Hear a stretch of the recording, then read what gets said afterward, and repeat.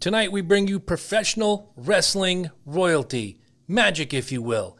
Starts out as a referee, works his way through the Florida territory, NWA, WWF, goes to ECW and becomes the absolute manager of champions. You ever heard of guys like Rob Van Dam, Sabu, and Taz?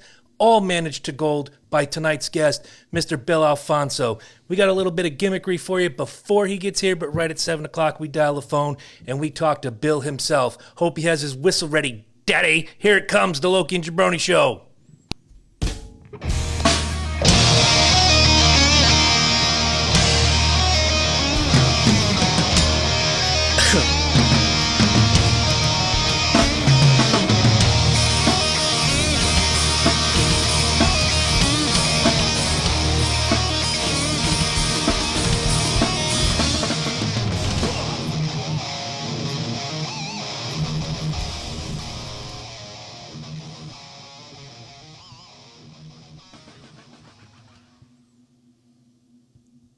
And welcome once again to the Loki and Jabroni Show. I am always Loki, to the left of me. Oh my God!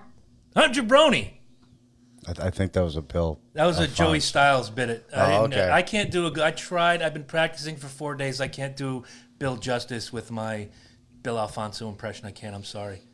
It's not like doing, Bill Clinton or Hank Hill. He's got something special there. You'll hear when he calls up, man. He's going to have a good time. And, of course, the man in the box, the man of the hour, the tower of power, too sweet to be sour, funky like a monkey, and he doesn't drink anything junky. Eddie Focus. I thought that blueberry stuff was funky. Well, it's funky. Might not be junky. Speaking of not junky, in October, if I got something for you guys, I texted you about it. Don't know if you got the text message or not. El Segundo Brewing Company out of California is making its way into New York, New Jersey, Massachusetts. I checked their little map. There's 3 places right on my way to get Emma. And one of those beers that's coming, good God, Broken Skull IPA, the brainchild of Stone Cold Steve Austin, as if we need more wrestling in our life. Yes, but we need good IPA. We do. We always need good IPA. Who can argue about good IPA? We definitely need more wrestlers and beer. Yes. But, sometimes at the same time. My drink of choice today is sweet tea, mostly for the South.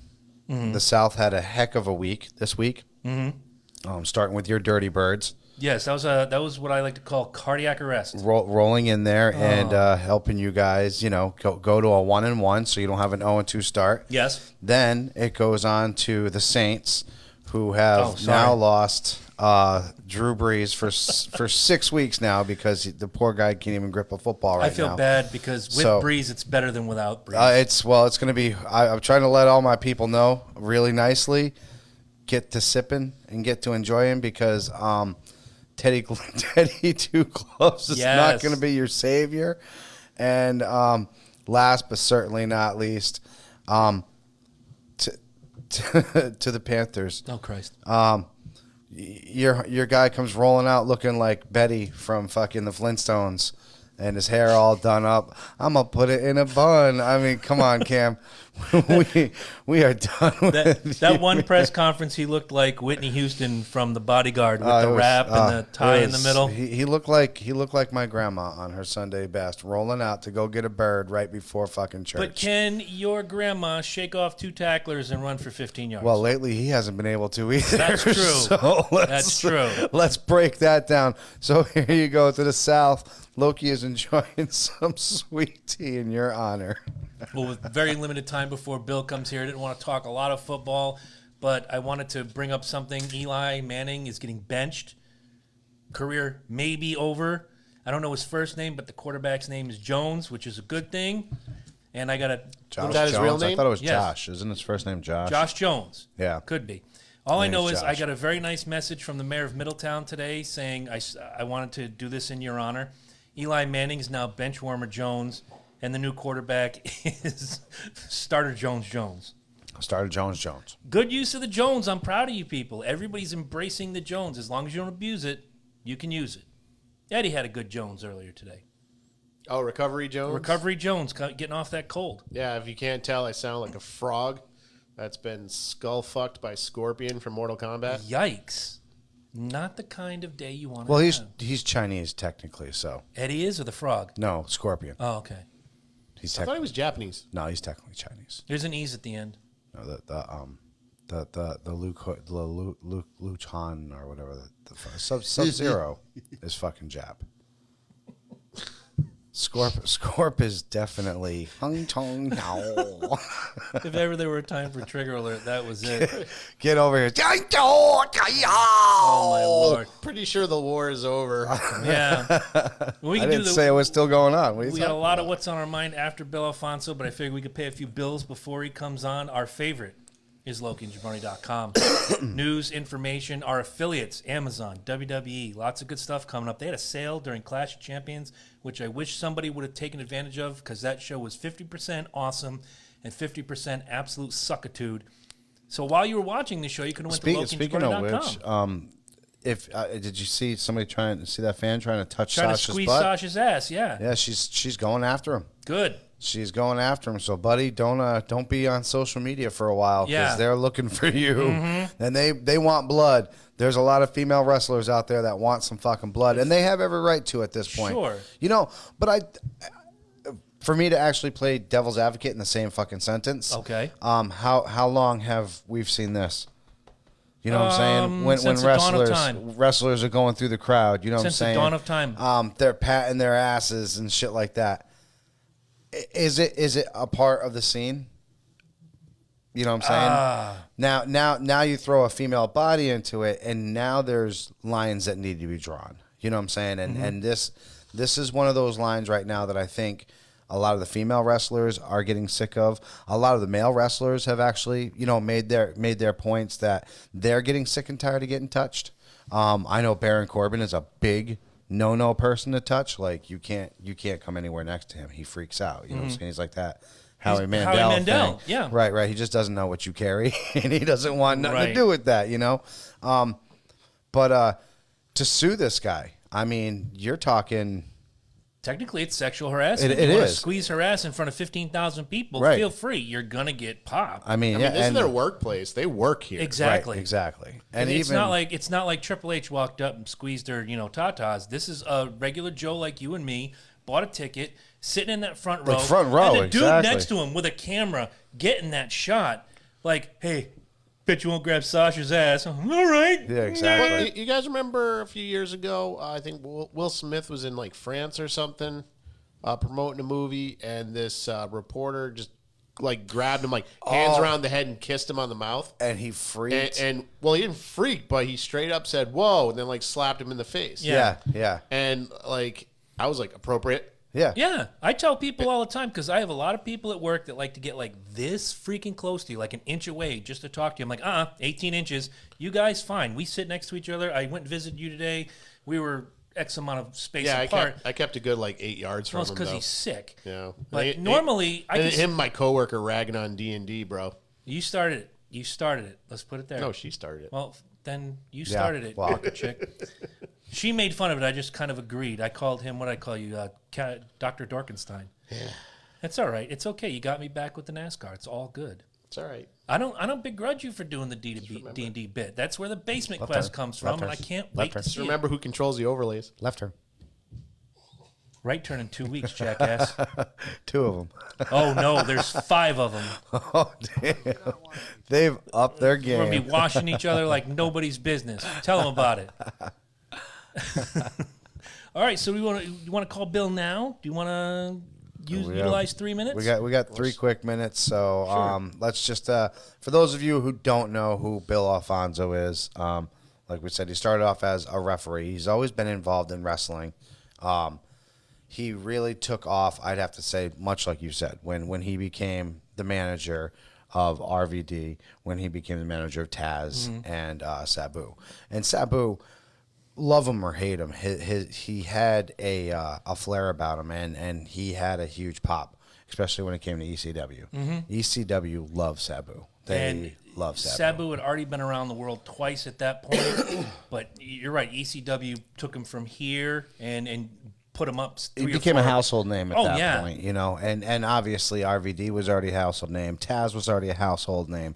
These were big names, and to come into ECW and do what he did is is pretty on a freaking bigger impressive, platform. right? And just you said a household name. I remember my niece being all of 2 years old. I was out with a back injury. I was staying with my sister and brother-in-law, and I'm laying on the couch, ice on the back, and you know those big popcorn containers you got every Christmas? Oh yeah, yep, 3 flavors. Put one. Yep, she'd put it right behind the couch. She'd stand up on it. She'd look, see if I'm looking. I'm always with a book in my hand or watching TV. She would flip over, forward somersault onto my stomach and scream, "Sabu!" right onto my stomach. I'm like, "Oh, mother, Courtney, no!" Yep. Now if she did that, I'd punch the shit out of her because she's 27 years old, and that shit's not cool. And you probably squirt out your butt. I got enough problems with my butt lately. There's nothing I can say. You'd be like a squeeze toy. Yes, indeed. So I'm gonna hit this button right here. We're just gonna call Bill Alfonso and have a good time. So get ready, guys. Here. Oh, look at that. The phone is ringing. Imagine that. I mean, it's just absolutely insane. It's what happens. Can you hear What's up, me? Chris? Hey, Bill Alfonso, how are we doing tonight? All good, Daddy. Well, first, I'm going to walk you around the room. To my immediate right, if you're watching on YouTube, to my immediate left is my co-host, Michael Loki Smith. What's going on, Bill? Hey, Loki Smith. What's up, Daddy? How you doing, my man? And the man in the All box, good. the man in the box is our producer, Eddie Focus. How's it going? Hey, yeah, that's great. You focus on what a name, brother. What a hell of a name. Oh, wow. Thanks, Eddie, for having me. All right. Well, we might as well get the proper introduction out of the way. We went through. We didn't want to. We tested sound earlier with the phone. But ladies and gentlemen, boys and girls, children of all ages, from the Florida territory, from the cage with Luger and Brody to the main event with Ric Flair to the WWF refereeing every match you could think of, ECW manager of champions, Sabu, Taz, RVD, one of the bloodiest matches in history against Beulah McGillicuddy. This is our friend Bill Alfonso. Bill, the first question I have is, how'd you get into the business? I beat Beulah's ass. Didn't I, Daddy? I think when I shared that video, I said, this is the night Bill tried to destroy Beulah's box. Actually, it was a lot of fun. And it was one of Paul Heyman's favorite top matches at, in ECW. People are still talking about it because the blood and the, Fonzie and Beulah, it was pretty cool to do. Yeah, But for two people that aren't technically trained professional wrestlers, you guys put on one hell of a performance that night. I think so. They're still talking about it today. It sounded like, I'd say 6 of WWE's home entertainment DVDs that you can order. But, yeah, it was great, man. I really enjoyed that. All right. Well, do you have any questions for him before I get into the timeline? Well, obviously, we spoke on the ECW and how you guys pretty much own that. And I gotta say, obviously, we also know that the fundage wasn't there, like say in WWE, like the planes and all that stuff.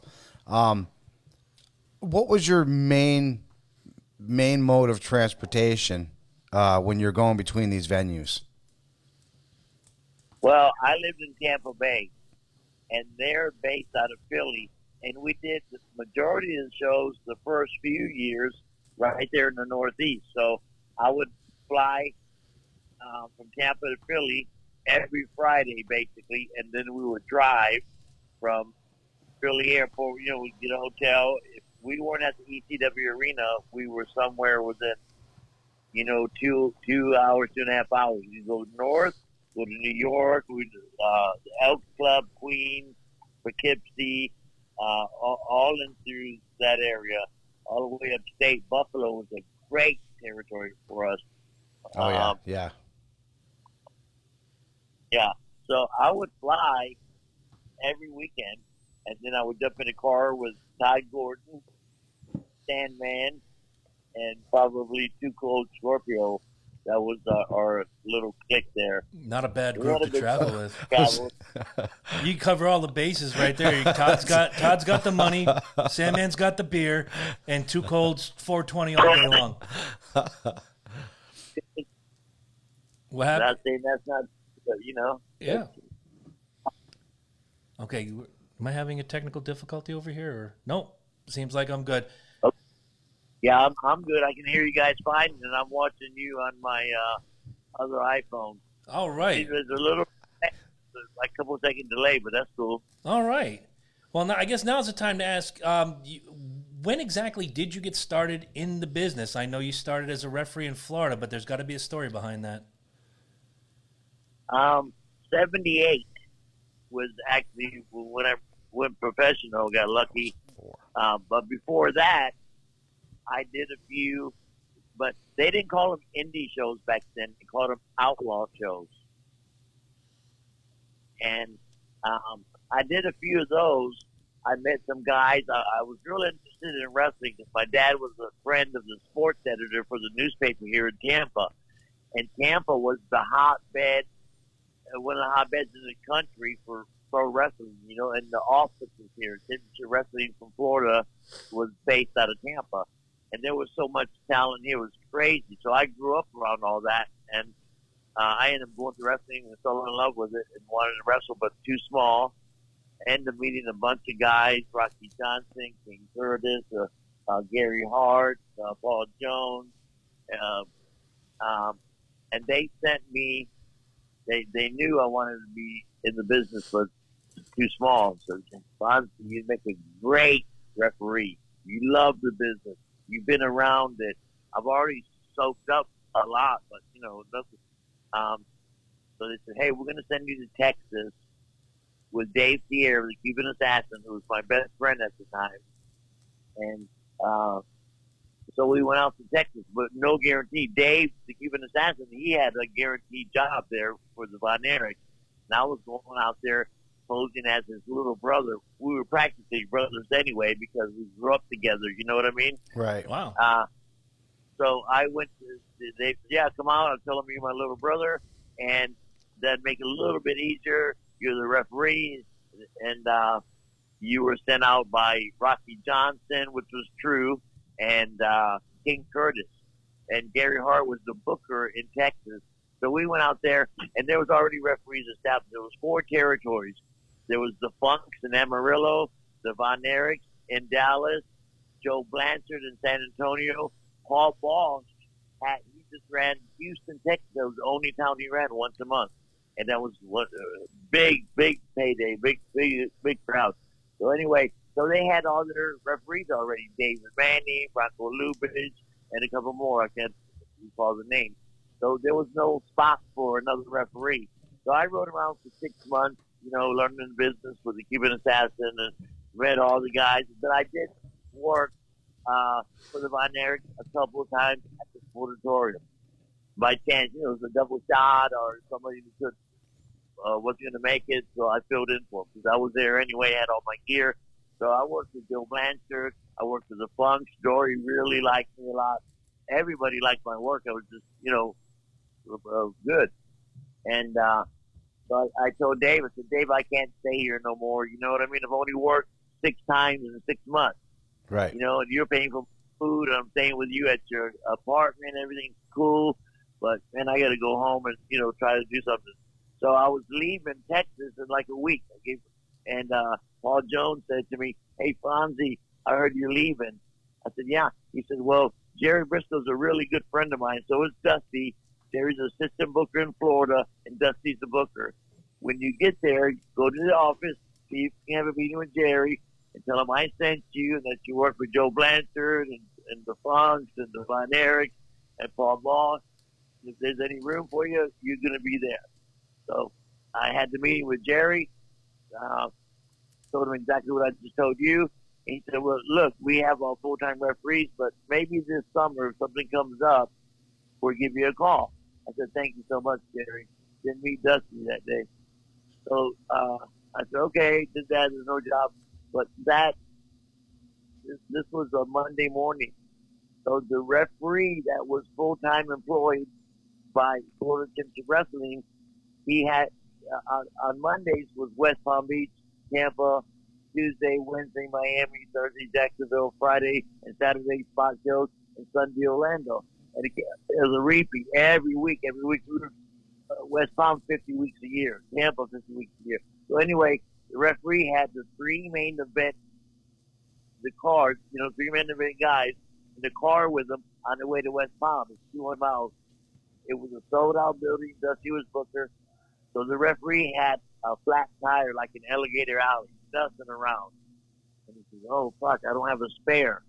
Didn't have a spare. So they end up missing the sold-out show. Dusty was furious. Fired him on the spot. Wow. They called me the next morning, Tuesday morning, and said, hey, kid, this is Charlie Lay. He was an office guy, ex-wrestler. Charlie Lay, you can look him up and maybe find him. Tennessee guy. He said, hey, Dusty told me to give you, Jerry Briscoe told me to give you a call and see if you could make his referee Tuesday night, tonight, at the Armory. This is the place I grew up. The main event was Dusty Rhodes, the Assassin, Jody Hamilton, Bobo Brazil, all these big names, Eddie Graham. I said, oh my God. I said, yes, thank you. So I worked that Tuesday night and got over, did my job good, looked great. And they said, hey, can you make Wednesday? Yes, sir. I worked Wednesday. Can you guys hear me okay? Absolutely, yeah. Okay, so I worked Wednesday and said, hey, can you make Jacksonville Thursday? I said, yes, sir. So I made Jacksonville, made the spot show Saturday, the spot show Sunday, and then Orlando Sunday. 2 spot shows Friday and Saturday. Sunday was Orlando every week. So Jerry Briscoe came up to me at the end of the night in Orlando and said, hey, we want to hire you full time. And I said, okay, thank you so much. He said, everybody likes you, but just remember one thing, you can leave as fast as you came. Well, obviously, that's how you got in the door. Right. I mean, that's always. I got in the door right there, and I worked full time for probably almost 20 years, and in the last few years I worked here and there. And I'm booked all the way till December 27th right now. So Wow. So I've been working for basically full time since that day. It's been crazy. And Wow. so, and one of the things you said while you were telling that story, that every wrestler from Bob Backlund to Gary Wolf to Barry Horowitz, anybody we've ever had on the show, it's the same thing. Yes, sir. No, sir. Shake your hand. Shake everybody's hand. Make the shots. Keep your mouth shut. Just do the best job you can, and you will find your way to success in the business. Right. Right, and there's no shortcuts because there's only, I'd say in the United States, there's only 170 jobs for wrestlers that are going to make bank, right? Right. And there's 800 guys that can fill that spot instantly almost. There's a lot of talented guys out there that don't have a contract. So you better do your job because there's always somebody to take it. But as long as you're persistent and it's a great thing, man. As long as you do your job and the wrestlers like you, the office like you, there's no reason why you shouldn't have a career. But careers are short now. There's only a couple companies to work for. Yeah. Kind of like back in the old days, go from Florida to Mid-Atlantic to Texas, you know what I mean? 6 Right. months here, a year here. That elongates your career tremendously, but no more of that. So fortunately enough, fortunately for me, I've seen the tail end of a lot of guys like Bobo Brazil, the Sheik, Eddie Graham, all those guys. They were tail ending their career when I met them. So I've been through multiple generations. That generation, the Bobo Brazils, the Sheiks. Then the next ones was the Dusty Rhodes and Dick Right. Murdoch and Washington Daniels, and then it was the Barry Windhams and the Shawn Michaels and all those guys, and now it's a whole new era. So I've been through 4 or 5 different generations, which has been very cool for me. Yeah, I was gonna say that's pretty incredible in itself. Just to say that you've been a part of as many and really when we just did I don't know if you caught up on it, but we did a top 20 of our favorite wrestlers Of our lifetime. and just throughout that, I mean, we had 3 to 4 generations in that, and Easily. to be able to say that you've been a part of that is just absolutely incredible and blows my mind. And not even a part of it, a big part of it. Right. I had tremendous opportunities. I was gifted so many things. I was so lucky. I was in the right place at the right time. I worked hard. All those with the move, everything lined up. I did some pretty major events from WrestleMania to Tokyo Dome, 65,000 people, Japanese wrestler versus Flair, all through Europe. Every major city in the United States, every major arena with multiple different companies. And the lucky thing for me is I met a lot of the guys that, people talk about and relate, imitate, you know what I mean? Yeah. Pretty cool. Now you're right now in the story of Bill Alfonso. We are in Florida right in the beginning of your career. You spent a good 8 years there. What was some of your favorite moments and events that took place that you were a part of in that Florida territory? God, I was so lucky just to have a job. You look back at things and say, how nobody could do it today. Vince McMahon can't do, and he can do anything.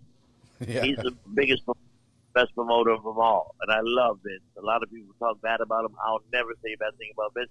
He was so good to me, so good to me. I made so much money with him, I was embarrassed. And he treated me professional, beautiful, Fonzie. I like that. Oh, Fonzie, great bump. Oh, Fonzie, wasn't my best friend, but, he put me over every now and then, So what was the question? I forgot. What was some of your favorite moments during your run in Florida? I guess interacting with all the tremendous talent. You remember we ran I was saying nobody could do this today. You can't run the same town. What town do you guys live in? We'll call it, What we're city? southeastern Connecticut, so Yeah. we'll just use New London, New London County. Yeah. Okay, let's just say Stanford. Okay, I'm going to use Yeah, Stanford. You can't Stanford every Tuesday night for 50 weeks a year. Impossible. And we did that and sold Tampa out for years. It was unbelievable, a different era.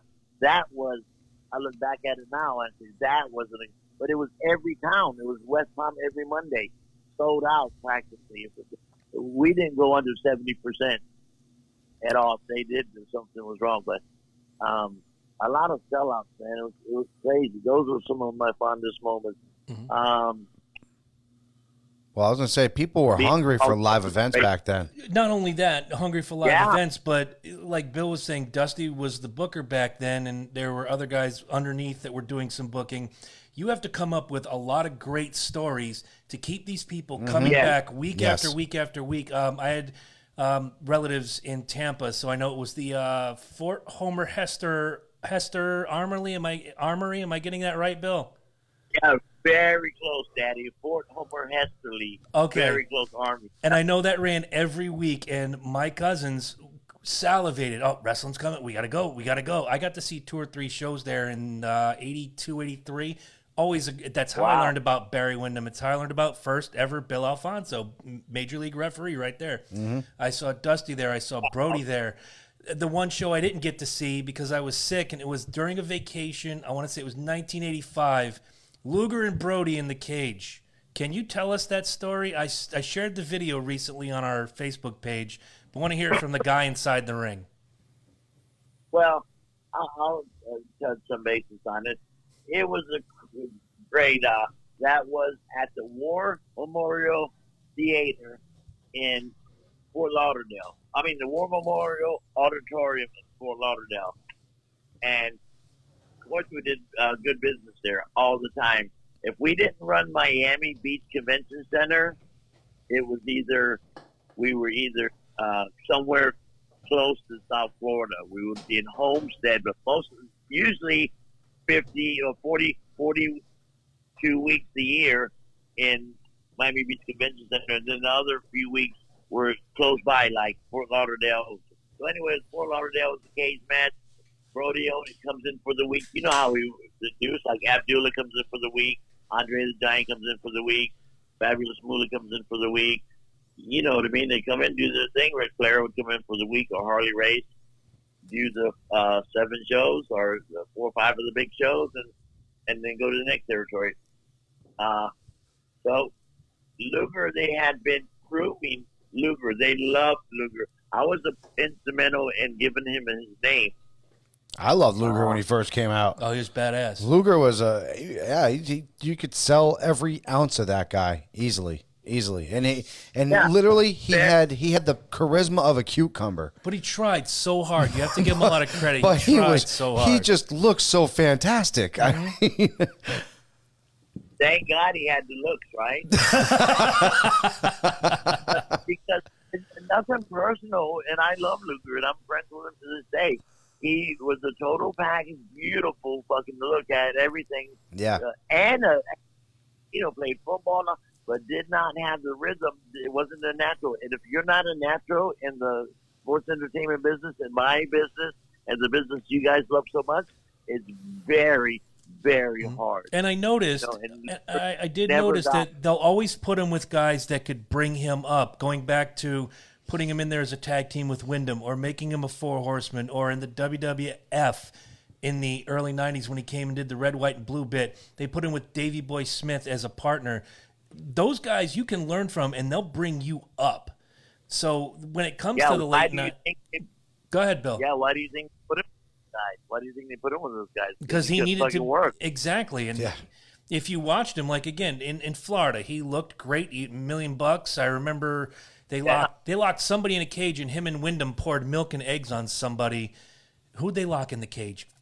Fuck me running, I can't remember. I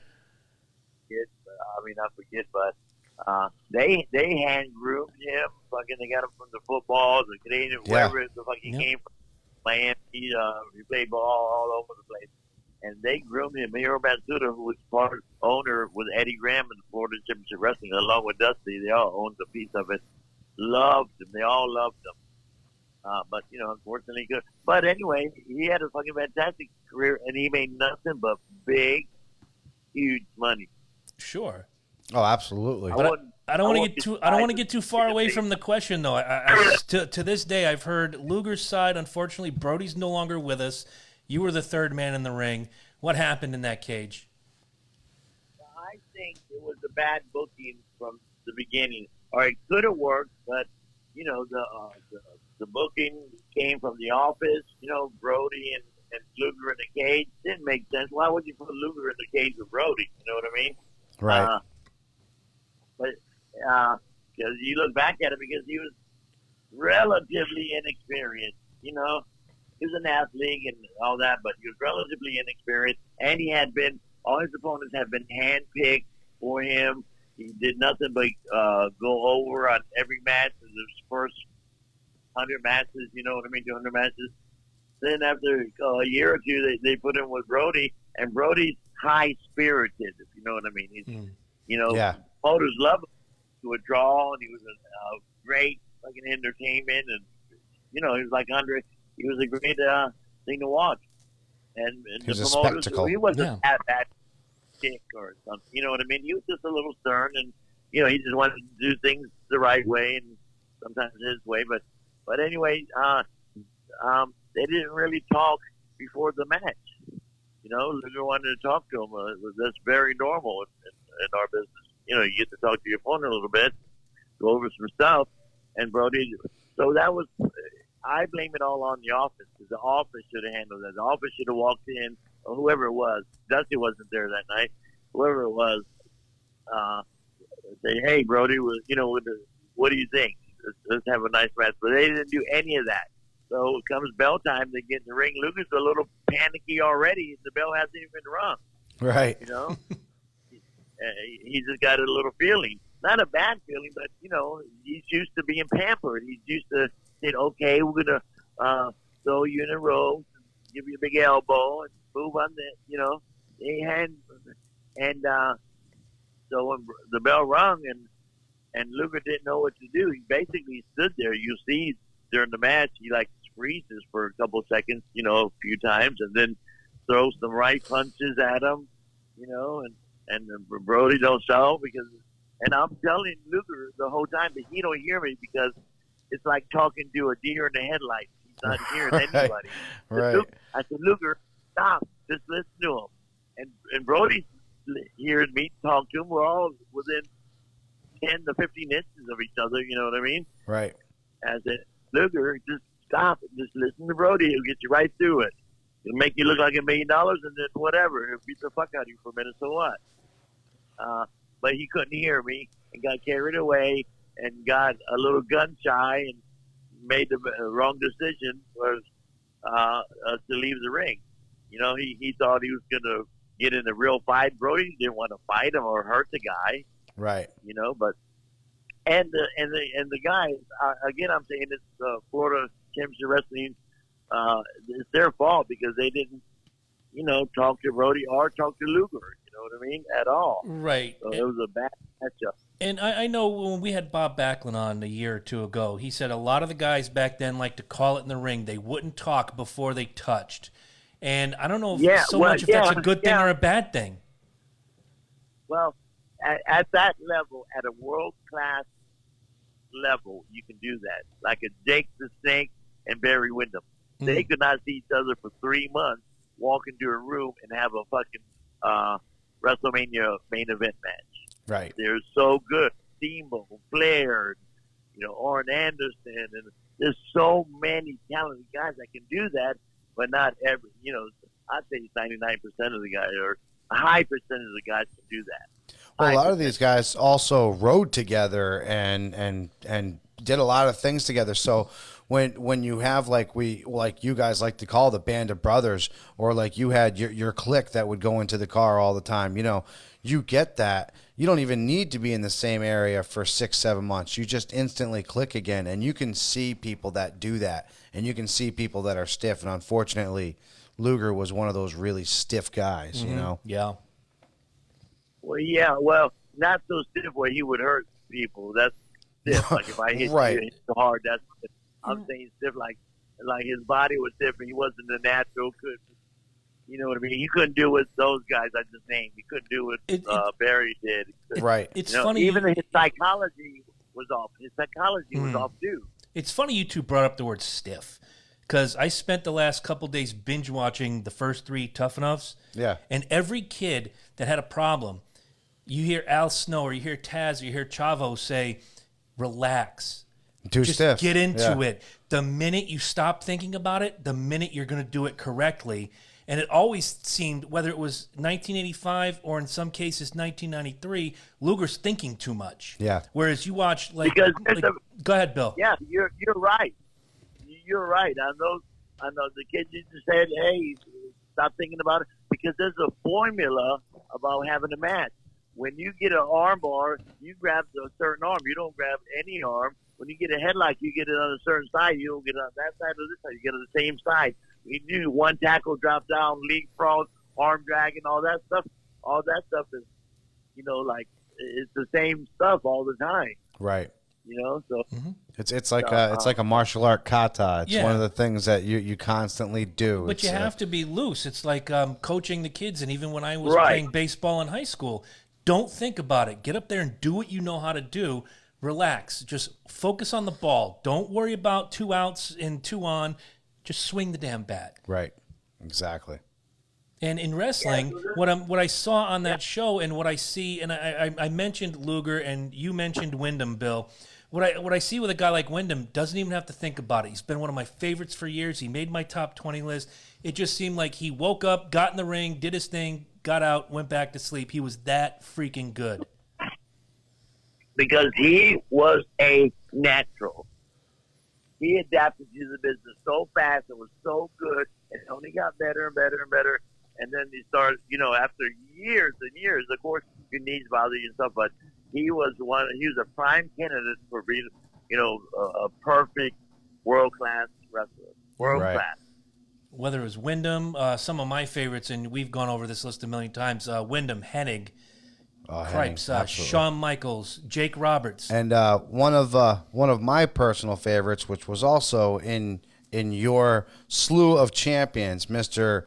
Rob Van Dam himself, the whole fucking show. Give me a great story about my man, please, because I've heard so many good ones. Every story he has is going to beat mine. We're talking about the whole fucking show, right? No, Yes, absolutely. Hey, let me tell you about some of the. I've been talking about the world class athletes that I've met, right? Right. Very would work with, not bad work with all these guys, Dusty and all these big names. But Van Damme has got something I say only one or two guys got. He's got that it factor. He's a working fucking guy. Man, this guy can work his ass off. Does stuff that nobody can do. Oh, you see it. And a real tough guy. Oh my God, he's tough. I mean, tough like say if me and Van Damme were in the strip club, and we were. And I go to sit down, and these guys kind of brush me off and sit down in my section, in my chairs. And they kind of wanted to like fight or something. And I said, Van Damme, there's three of them. He says, "Fine, you just sit down and watch this." So he was gonna fuck all three of them up in a matter of seconds. They didn't even know it. But once Van Damme walked over there, and they felt that aura or whatever the fuck he was throwing off, that yang or whatever, that testosterone, whatever. These three guys, pretty good sized guys, as big as Van Damme, there was three of them. They fucking backed down and said, "Oh, I'm sorry, whatever." They were like pussies. I was like, "Good, bitch." He had that machismo, man. And you know what? He's one of the nicest fucking guys too. He's always level headed. He doesn't get in that rage. If he does it for a really short time, and then he gets mad at himself for getting mad. You know what I mean? Right. Which isn't often. He's a righteous guy, like right and wrong. He's on the right side, on the good side, which we all are, else we wouldn't be here. We're good guys. You know, Right, do a right. podcast. I'm still, involved in the business. I want to like. I was a dick. We don't last. Bad people don't last, especially in this industry. Yours too, because you're It's all about part of the connections. industry. You know what I mean? Yeah, it's all about Yeah. connections, and if you burn bridges, man, you ain't traveling them very, very far from your hometown. Not at you all. know? And you can burn the bridge in many different ways. Like you can steal something in the dressing room, like go in somebody's wallet. You'll never be back in another dressing room. You can fucking have bad karma. You can, you know what I mean? So many different things you can do. But what were we talking about? Just the best. The whole fucking show. Yes. So a story about him. I just talked about him for a minute. So you guys know the pick a hand story, right? The what now? Pick a hand. Pick a hand. Oh, I've heard a story like this before. Oh shit! Have you heard this? No, I haven't. Here we go. Let's have it. Well, it involves me. It involves Taz. It involves Van Damme. It involves Sabu, Sandman. Everybody was. So it's not an easy story to tell because I like Taz, and I don't mean to talk about Taz in a negative way, but it just happened. You know what I mean? Right. So anyway, we were in like Cleveland or Kentucky or somewhere, Columbus, Ohio, somewhere in southern Ohio by the border of Kentucky, do the pay-per-view. Sold out, beautiful ECW. Like our 17th one or something. We did 22 of them, and all of them were good, I think. And that was on 21 of them. But anyway, so at the end of the fucking pay-per-view, we're getting ready to go off the air, and Van Damme and Taz are in the ring together, two baby faces.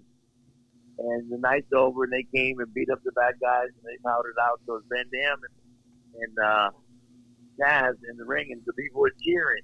So Taz jumps up on the second rope, turnbuckle, and the people, yeah, they're cheering. You guys with me? Yep. Okay.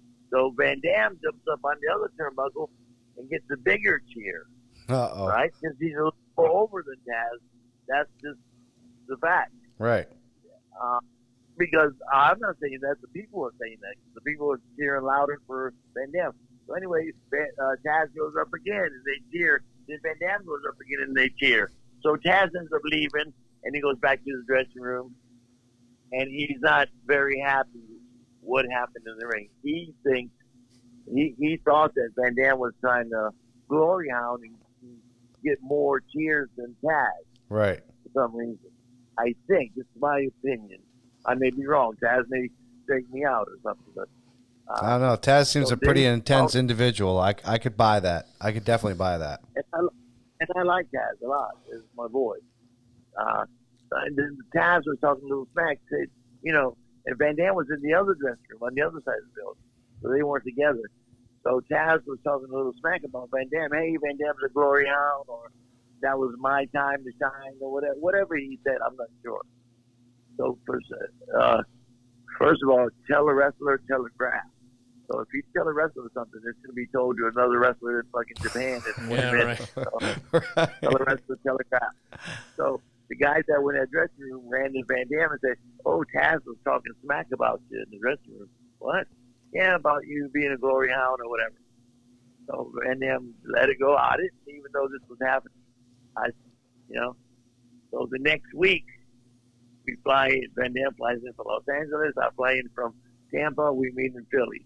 We jump in the car with Sabu, or Sabu's Winnebago. We bought a brand new Winnebago. Beautiful. We jump in the car. We're going to New York to do some shows. And Van Dam says nothing about what I just said. Nothing about the guys telling Van Dam, "Hey, Taz was talking smack." Nothing. So we walk into the dressing room, and there's Taz sitting down in the chair, and Van Dam drops his back and walks right up to him and says, "Pete." And Taz says, "Hey, Van Dam." He says, "Pete, pick a hand." Van Dam's got his hands down, and Taz wouldn't pick a hand or whatever. Taz didn't know what he was talking about. So Van Dam hit him. Bam, slapped him. I said, "Pick a hand, motherfucker." And he wouldn't pick a hand, and he hit him again. Bam. And that, if Taz would have got up, he probably would have got hurt pretty bad. But Damn, I don't remember where I heard that story. Wow. It might have been Taz's show. I'm not sure. Wow. so Van Dam hits him twice, and Taz won't get up. So Van Dam, that tells Van Dam one thing, that the guy don't want any piece of Van Dam, so he's not going to keep hitting him. He got his point across. Right. You know what I mean? Didn't say a word. He just sat down on the other side of the dressing room. We got dressed. Damn, that was intense. Wow. And there's a guy. Yeah, we're all Most people would look at Taz and say, "I don't want to fuck with that guy." RVD, And no I problem, straight Yeah. up. No, exactly. Well, That's RVD to do that to a lot of guys, not just Taz. Taz, that's how tough RVD is. He could, beat probably 95% of the guys in the dressing room. I don't know. I'm just saying he's just a badass. he's I don't built know like how a tough he is. chimney, man. The Oh, my- guy is so thick. built like he's just intense. And then the first time I met him in person, he's just like you said, the chillest dude you've ever met in your life. I'm embarrassed to say how I met him, but you've heard this story. Yeah, but just like you said, the karma, he literally has this aura about him.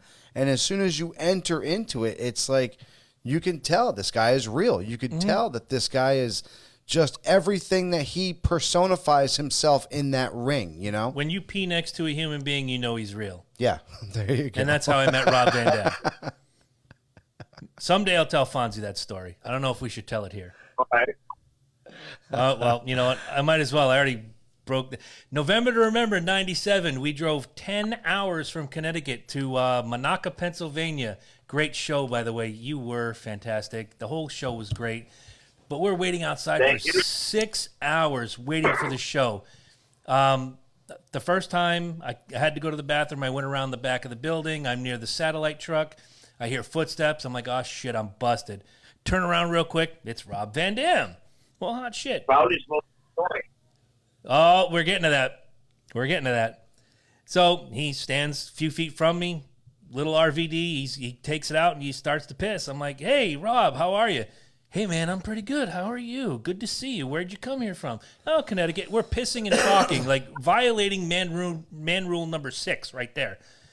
And I There's look a $1 at million right next to you. The whole fucking penis. Exactly.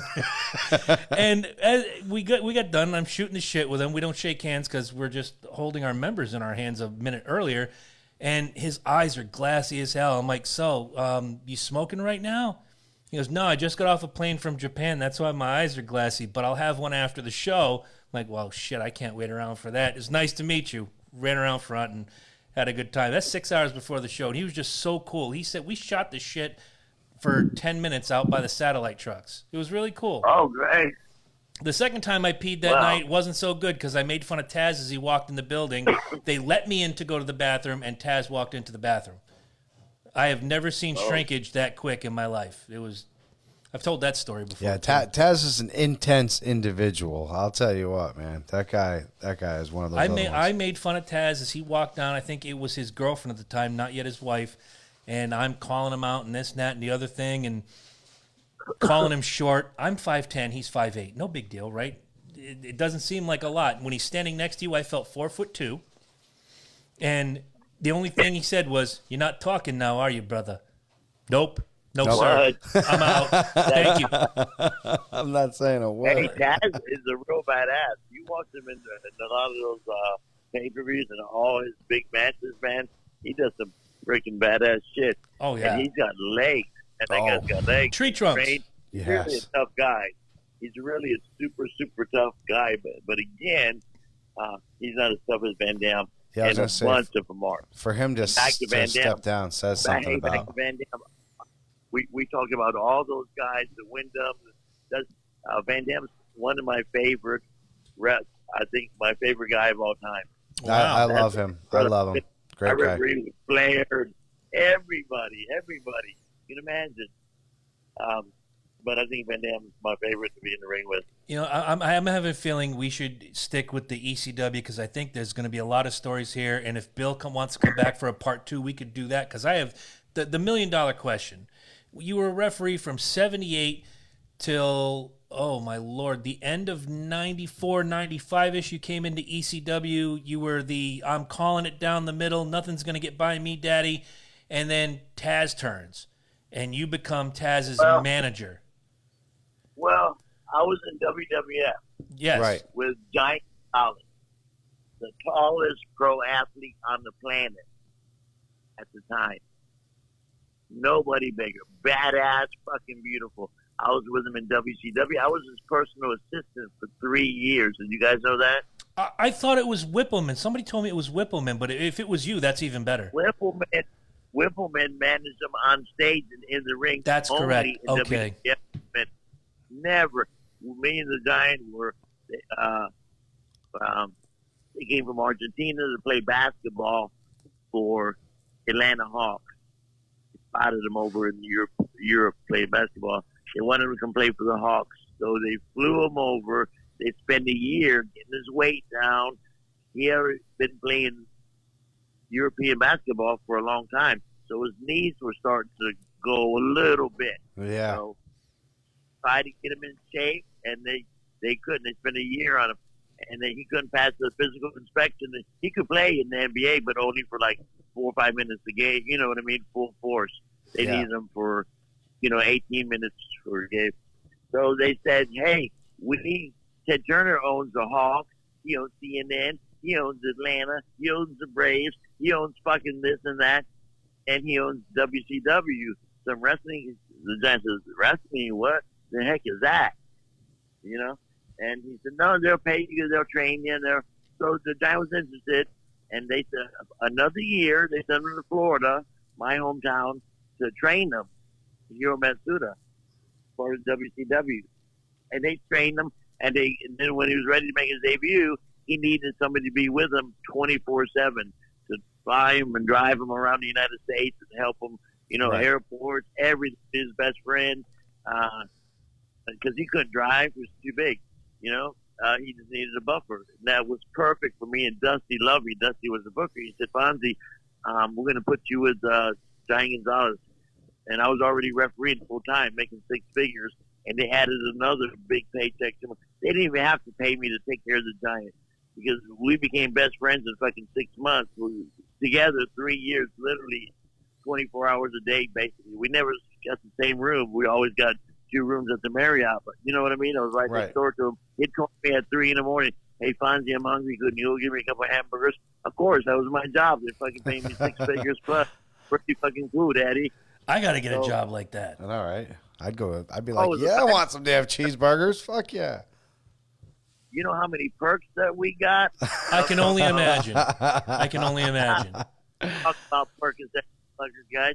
I'm talking about perks like, so the Turner owned everything. So they said, hey, Giants, they sent him a message. You and Fonzie, they want you at the Braves game, and Turner's box seats where Turner sits with the president. President Carter, whoever the fuck it was at the time. So the camera would pan over during the Braves game and say, "Hey, look, even the Giants like to come to the Braves game." They won't say Giant and Fonzie. They would say, "Hey, look at the ancient Giant from wrestling. And he comes and sees the game." Right. And they had him on all the fucking, pre-show, all kind of different things. Well, Ted Turner owned everything back then. Movies. I mean, Right. everything, man. Yeah. You could throw him on the beginning of any classic movie. Hello, I'm the Great Khali. Get ready to watch Godzilla. I have a follow-up question to this now, because I was asking about, getting started with the ECW and the turn and becoming the manager of champions. You're talking about Giant Gonzalez. When that follows the story. No, I'm with you. I'm with you, Bill. I'm with you. But the follow-up question goes like this. He obviously, your run-ins in WWF, his run-ins in WWF, you go to ECW. Why didn't George come with you? Okay, because he wasn't here. Yeah, or he went home to Argentina. Okay. So anyway, I'll make it short, and then we get to ECW. So we went WCW together for 2 years, whatever it was. So his contract was, I'm just going to give you these numbers. They're not accurate. Say 300 for the first year, 400 for the second year, 500 for the third year. That wasn't unheard of. That was probably pretty close. That's top guy money, right? It's pretty good rookie season. Ted Turner money. Yeah. So the company was a little bit in the red, and they brought a guy in. His name was Jim Herd. Okay, this is where I'm going to go to the bathroom. I can't listen about Jim Herd. I'm kidding. Jim Herd screwed everything up. I know. They wanted him to cut our pay scale. So they came up to me and the Giants, and Jim Herd said, "Hey, we want you to take a pay cut, but you still got a job. And so we can't pay you the 500. We can only pay you 3 or whatever." And the Giants, you think about it. So the Giant goes, "Hey, Fonzie, do you know anybody in WWF? Or we can go to Japan, or we can go to WWF, or I can go play basketball again. I don't want to stay here and take a pay cut." I said, "Well, I know J.J. Dillon. He was Dusty's assistant booker in Florida Championship Wrestling. I know him very well. He loves him." He said, "Well, call him up and tell him what happened." So I called WWF office. "Hey, J.J. Dillon, please. Who's calling? Fonzie?" Hey, I think I was going to have a hard time getting through. You know what I mean? It's a big fucking corporation, the Titan Tower. So JJ, "Hey, Fonzie, how you doing? Oh my God, how's everything? How's your family? What can I do for you?" I said, "Hey, being a Giant wants to think about it. Just told him what I told you. Take his pay cut. We don't want to. Do you think Vince?" And we're just weighing our options out and to see. I said, "We can go to Japan. We can go back and play Argentine football. European football. Or if you guys are interested, we can come up there. It'd be a package deal. I was assistant plus I was referee." He said, "Okay, Fonzie, let me run it by Vince, but you know what I mean? We'll get back with you." So we hung up the phone, and I said, "Giant, maybe they're going to call us, and he's got to talk to Vince." And 15 minutes later, the fucking phone rings. It's JJ. "Hey, when can you guys come up?" I said, "Well, we're at my parents' house in Florida because he had a little operation on his foot. He had like a spur or something in his foot." So he said, "Can you guys go up to ours?" I said, "Yeah." So they flew us both up first class, right? The limo picked us up, took us to not Titan Towers. That's WWF headquarters, right? Right up to 95. Yep. You guys passed, right? All the time. We passed right by it. And I'm saying, "Damn, where we going?" "We're going to Vince's house." Oh, shit. So we go, me and the Giant takes us to Vince McMahon's house. Beautiful fucking mansion. Fucking, oh my God, beautiful. Has fucking 3 fucking maids, whatever. So we go in, there's JJ. Vince comes in. "Hey, how you doing, Giant?" "Hey, Fonzie, I've seen you. You're athletic." Boom, boom. So we explain the situation, and they have their meeting, and the Giant says to Vince, "Hey, Vince, I got to go back to WCW. Now, Vince wants to hire us. I got to go back to WCW because they still owe me $60,000 for, my pay because I've been off a week getting my fucking spur and I haven't got paid to do whatever. They owe me 60 grand.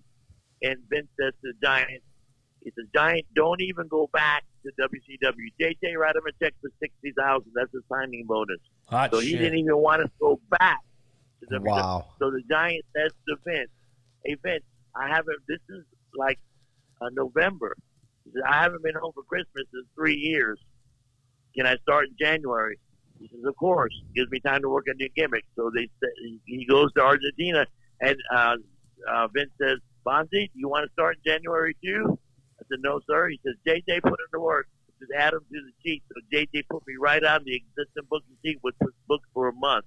Put me in Madison Square, fucking all these big places. So I worked for 2 months before the Giant came in. Then the Giant came in, and we had our run there. Giant Gonzalez. He wasn't a good worker either. If he didn't have the Giant size, he didn't work a lick. Mhm. God bless him, but his size saved him like Luther's look saved him. Right. So we were there about a year. We just missed WrestleMania 8. We did WrestleMania 9, and then the Giant, his knees were starting to give, and he was starting to get diabetes a little bit. So he said, "Fuck, I made so much money, I'm gonna just go home, Fonzie." And we had the meeting with Vince, and Vince gave him the blessing, okay, because his health was starting to go down. He died several years later, Right. So the Giant went back to Argentina, and I stayed in WWF. I kept refereeing and doing my thing, Mr. Giant, but I had a secure job. So time goes by, and some of Vince's staff comes up to me and says, "Fonzie, the houses are down. The whole wrestling industry is down.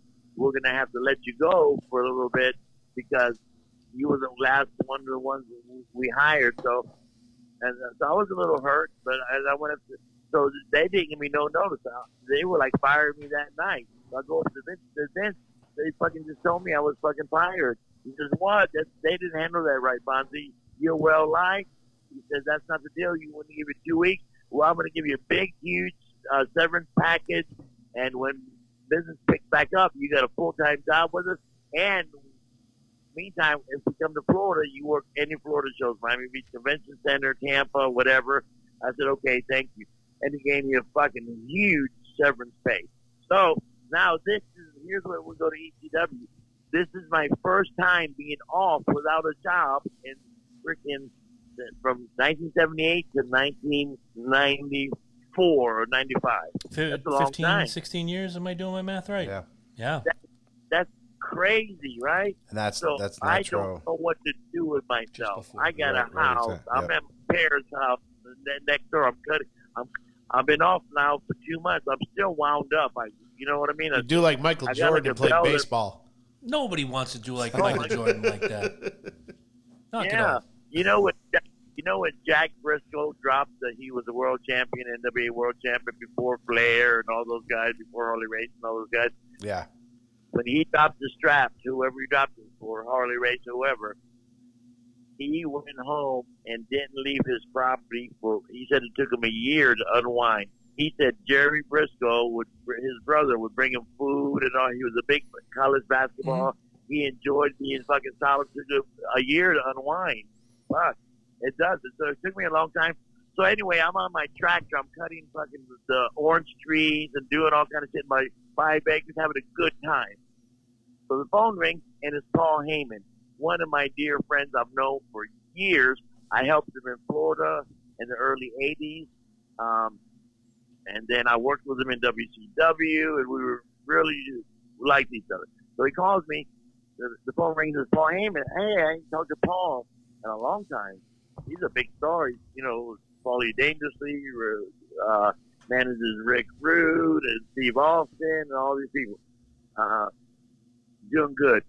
She says, "Hey, Fonzie, how you doing?" He says, "Hey, I have this company in Philadelphia. It's called ECW." I said, "What the fuck is an ECW?" Now, I've never worked I've only worked for 5 major companies. That's it. All of them big.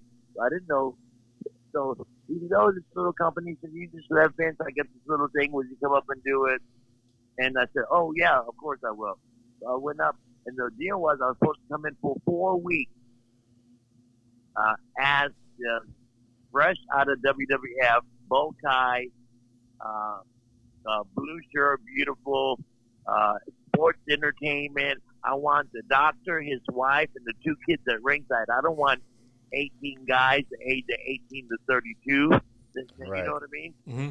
I was anti-violence. I was commissioned by the the athletic commission by Pennsylvania, New York. So I came in there to stop all their violence. ECW was all violent. So the people naturally hated me, and these were smart marks. That name, smart Yep. marks. So they knew me from. I was still on fucking WWF tapes. They watched me on Monday night. So anyway, I got so much heat at the end of the 4 weeks. Paulie said, "Fonzie, I can't send you home now," and he paid me real well and flew me back and forth, from Tampa to Philly, and so he put me with Taz, and then we had a really nice run, and Taz did a lot for me, and I did a lot for Taz. We kind of made him a little more than me, but. And then we wouldn't have led up to the first pay-per-view, Barely Legal, when I switched with Sabu. Mm-hmm. Now that turn, I have to tell you. That's how I got to ECW. Yep. As a fan of ECW, from the first time we got on television here, I want to say in early '94, Bill Alfonso comes in. You're calling it right down the middle. This should be a disqualification. You hear Joey Styles, there's no DQs in ECW. Oh, my God. And the whole rigmarole. When Taz makes that turn, and you are off to the side, you and Todd Gordon had it out, and he's like, what about me? You know who cared about me? Bill Alfonso cared about me. He gave me money. He helped me pay called him every day. I'm doing an interview with you. I called him every day, Daddy. That's right. And you're on the ropes at one point, making it rain like, I gave him money, Daddy. I gave him money. I helped him out. Oh, that was one of the best heel turns, and turning a referee, fuck Danny Davis, turning a referee into an evil character was genius. And at that time, at that place, in that promotion, that was spot on. Yeah, absolutely. Right place at the right time. Yep. And I told you when I talked to you a couple weeks ago, this was the story I was most interested in for you to tell the people, because I'm sure there's layers to it. You knew Paul. You rode with Todd. You eventually became tight with Taz. Now you're getting a little more oomph. Now you go from managing Taz to managing Sabu to RVD to all three of them at once. I mean, that's got to be quite the change. Well, it was quite the change, but unexpected. But it just happened in consistent. One week, the next week, boom, and that was a lot to swallow. But I had already been in the business so long, it was like natural progression for me. I fit right in, and I was just kind of being myself, kind of like a Fonzie, but a little bit hyper. And Paul Heyman and Todd knew exactly what to do with me. You know what I mean? Right. Okay, do this fine. And they knew I was a little bit hyper. They just turn it up a little bit, Daddy. They give me all these things and shit. So it just worked out fucking great. Man, how lucky was I? But you know what? We can talk about it. People can hear these stories, and even they can watch it on tape, but they still can't get that. Go back to 1997 or whatever it was.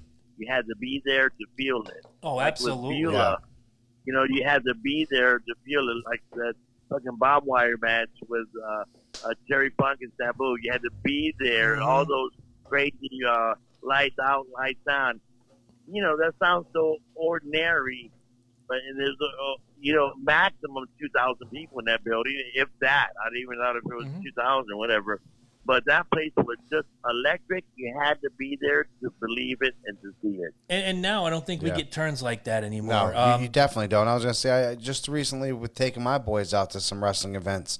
When they were growing up as kids, it was, it was John Cena, all these big names, but it was never like I remembered going there as a teen, the pop and just everything about it, the smell, the ambiance, just being there. It was larger than life. You never got that feeling. And the one thing that Bill was talking about, you can't go back. They can watch it now on the network, which you can get at LokiandJabroni.com/wrestling. The first 45 days are free, and you get the next pay-per-view for free if you use our code.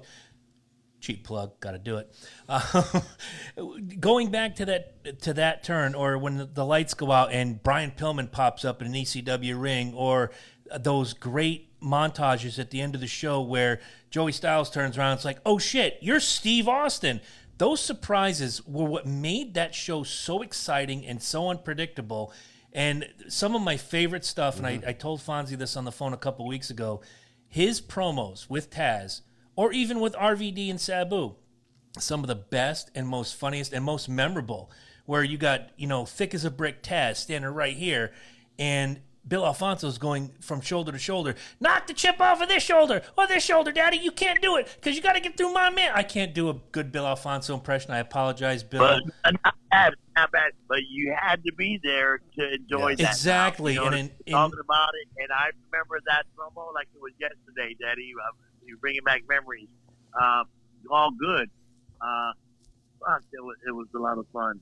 And yeah, you had to be there to enjoy it. We can watch it back on tape now, even the wrestling fan, but they might get into it. Maybe it's because people are still talking about, not me, but still talking about ECW a lot. Sure, and ECW was a different feel, though, man. It was a completely, like, you had your mainstream, right? Yes, good term. Underground, black market, cultish, fucking all those combined. It was crazy. That's why we still get a following. That's why they're using me today. That's why I demand a fucking talent fee when I do a podcast. That's why when I go do these shows, like I'm going to go to Legends of the Ring in Monroe, New Jersey, Friday and Saturday and Sunday. I'm doing 4 shows in 3 days. Yeah. That's why, because, ECW. That's why I'm working. I just did like a 30-date verbal contract with AIW out of Cleveland, which is fantastic for me. I love AIW. Speaking of them, they got this kid named Matthew Justice. He's badass, brother. He's just like Van Dam in a way. And he is their RVD of AIW. I think I've been up there twice, and I'm going up there on the 26th, and then I got my 30 dates after that. I'll have to check that out, man. Twice a month. They're pretty cool. They do. I think the way they're making the money and shit. They draw every show I've been on. They draw 500 people plus. And I think they mainstream their lives, their shows, and you can buy them online or whatever, like $9.95. Yeah. But they do really well, so they have no problem buying me up and put me in a hotel. But that's all because of ECW. That's not because of Florida Chant. Well, hell, even the chant. That too. Right, even the chant at WWE right now, the holy shit chant. That's classic ECW right there, man. That was. Oh, there's no doubt. So ECW has that big cult. So Ty Gordon and I are doing that show in Monroe, New Jersey, Legends of the Ring. It's just me and him from ECW, and I guarantee you that there'll be a ton of ECW people there. Oh, and absolutely.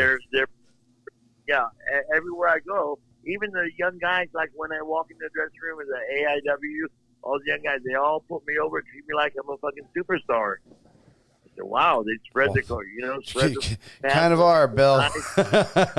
I mean, you've rubbed elbows with the absolute best of the best, the cream of the crop, my friend. Ric Flair, Hulk Hogan, Dusty Rhodes, Rob Van Dam, Shane Douglas, Shawn Michaels, Bret Hart. I'm probably missing more than I'm listing. Right. But again, all those names connected in one way or another with Bill Alfonso.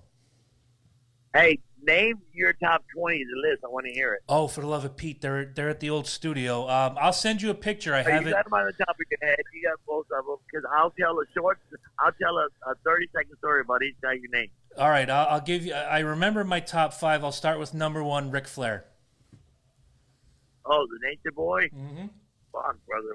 What he was really Ric Flair. He was really the Nature Boy. Okay, Daddy. Yeah. No, absolutely. He was real. All right.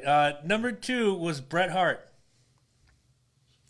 Bret Hart, a fucking great worker, and he was over when I was with him in '93.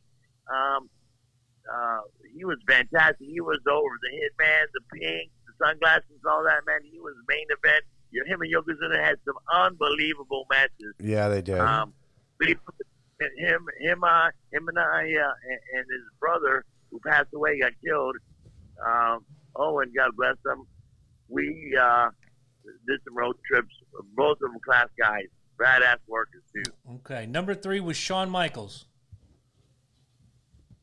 Shawn Michaels was in the main events for so long, brother. He was there in '93, and he was fucking did so many WrestleMania main events and a working fool. Good super kick. And a pretty good guy.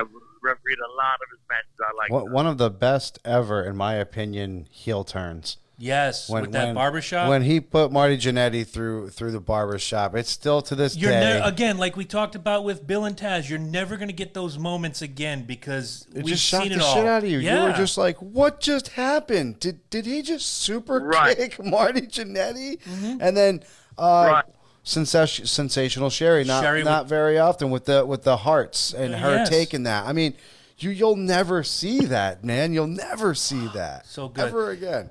I'm hoping you have a wholesome story for number 4 because number 4 is Ricky the Dragon Steamboat. I just saw him and spent the day with him. He still looks fantastic. He still looks like Bruce Lee. He's like a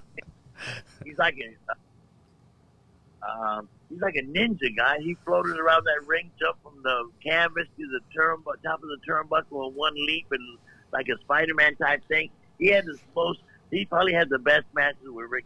I mean, Flair had matches with Wyndham. Everybody great, but him and Steamboat had some classic matches. He's probably one of the only older guys that I think could still pull it off if he was just like if he put the trunks back on and was just like, I'll jump in the ring again. Just a couple years ago at WrestleMania, Steamboat threw those tights on and went out there with Jericho and was basically the top performer in that match. Yeah. I'm going to give a tip of the hat to Jericho, but you had Snuka, Piper, and Steamboat against Jericho, and Steamboat lit it up. Absolutely lit it up. You know what? You can look at some of those older guys who are obviously they're done or past the prime, whatever. Which ones still can't help go to the gym, and who give it up. You can tell. There's a reason Flair went till he was 58 because he could still go.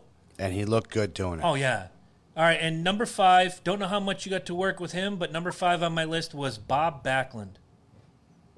I work with Bob, of course I have. Bob Backlund's really fine. He was a good rep for professional wrestling. He was a real guy. He was a milk and cookies type guy. He was great PR.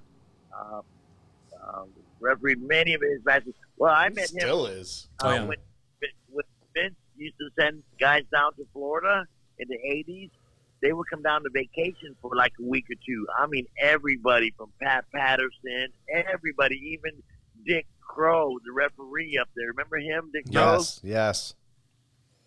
He would come down. His sister lived in Lakeland, which is 30 minutes from Tampa, and Eddie would use him for the 2 weeks he was on vacation here, let him referee and stuff, make some money. So Vince sent all those guys down.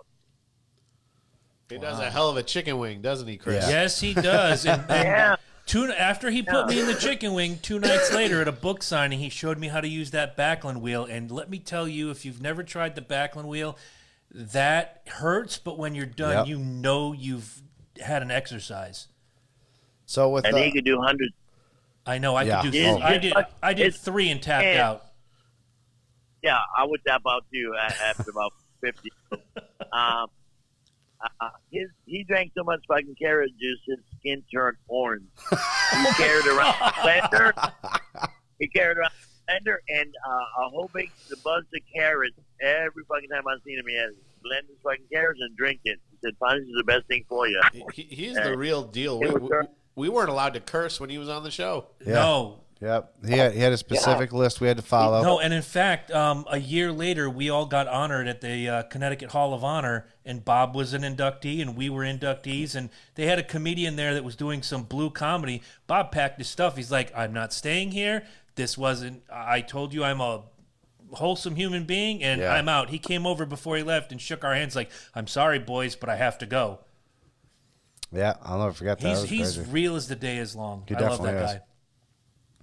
Okay, you hit the 5 list. All right. Hey, so look, We've been talking over an hour. I haven't even began to tell good stories. We're going to wrap this up in a few minutes, and we're going to see if you guys want me back because I haven't touched about Barry Windham getting shot.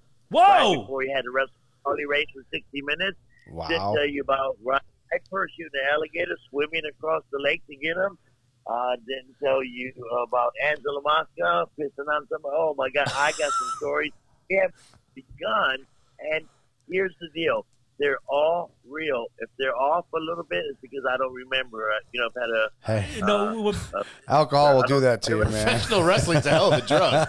I'll tell you this. Somebody who is a fan of our show who drives a tractor trailer truck comes to my place of business once a month, has been, hey, when are you going to have a wrestler on? When are you going to have a wrestler on? I'm like, hey, we have Bill Alfonso on Tuesday night. Can't wait to see it. Wrestlers are the most truthful human beings on earth. And you know Absolutely. what? And everybody, including you, Bill, that we've interviewed, they're right. Absolutely. Hey, I got a quick one for you. I got a quick one for you. I don't know if you've noticed lately, one of the top wrestlers that I think is finally getting his just due finally, Baron Corbin. What do you think about Baron Corbin personally? I know you probably haven't worked with him, but he's been. Yeah, I don't know. I can't even comment on him. I haven't seen him much. I don't really know who he is. I've never met him. I don't think. I might have. I mean, I've met so many people, and I've only met him a few times. Sometimes I don't remember him, but I'm sure if he's getting a good push, I can speak on this and not even know the guy. They don't push Baron because he's Baron. They push him because he's a fucking talented guy. Right. You know what I mean? There's no nepotism. His dad's not Vince McMahon. His uncle's not Dusty Rhodes. He's not good friends with Ric Flair. He's a hell of a worker. And, right. You know what I mean? And that's the reason why I brought him up, is because of that, because he is a very hard worker. You got to be more than a hell of a worker. You got to be great in the ring. You got to dress like a superstar. You got to be cool when you're walking through the airport. You got to conduct yourself consistently for a long time because it's easy. You know why the guys don't make it? Because they crack after about a year or two. They can't handle the road or they do something stupid. Oh, well. And that's what they're waiting for.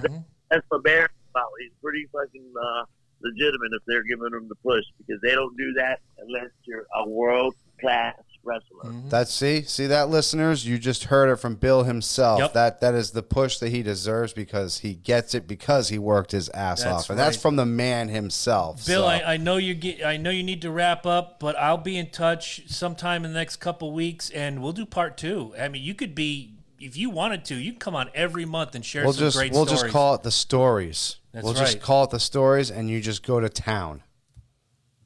I got 3 people right now that are affiliated with iHeartRadio, another one for another radio. They're all in the sports and shit. They all want me to start my own podcast, so you better give me fucking why I'm free agent, Daddy. You bet your ass, Bill. And next time, one request. Bring the whistle. All right, Daddy. All right. Fair enough. Thank you, Bill, so much. Ladies and gentlemen, Mr. Bill Alfonso, and he will be coming back before you know it. Thank you so much once again, Bill. This was fun. Can't wait to hear some more of these stories. Thank you for your time so much, my man. We really appreciate it. You guys did me really good. And, hey, anybody listening out there, I really appreciate you guys listening. And if you know anything about me, what's my stuff, thank you so much.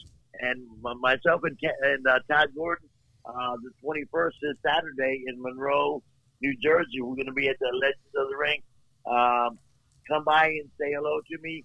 And if you say that you just listened to me on the podcast, I'll give you an 8x10. There you go, guys. That is beautiful right there. The Jersey Shore, you hear that? Listeners from Jersey, go down there and see him and get an 8x10. Come on. Hey, that's real. Thank you guys pay for them, though. We had to pay for them? Hell yeah. Bill us. Yeah, we'll take the hit. No problem. Hey, call me, man. It was a pleasure. I like you guys. You guys are knowledgeable. Thank you for putting me over like $1 million, and I will talk to you soon. Hey, call me all right. before 2 weeks. Putting you over was easy, man, and it's a pleasure. Exactly. Anytime. Thank you again, Bill. We'll Much, guys. be talking to you soon. Yeah, you guys. All right, brother. Good night. Wow. What do you think? As usual, we only bring on class, man. Mm-hmm. I don't think we've had a shit ass guest. We've had guests with questionable pasts, and we couldn't. That one guy never made it on the show. Right, we couldn't bring up said questionable past because of what they were going through at the time. But even then, you found out just through talking to them in interviews that it was all bullshit. You know what I'm saying? Right. So, once again, we can't say anything better than that. I mean, the guy is just absolutely, there's a lot of questions that I'm sure I had, remaining, which I did. And I'm sure there's a lot of questions you had remaining, which was it. He is one of those guys that is from the past. Like, he's like what I like to consider a relic weapon. You know what I'm saying? Sure.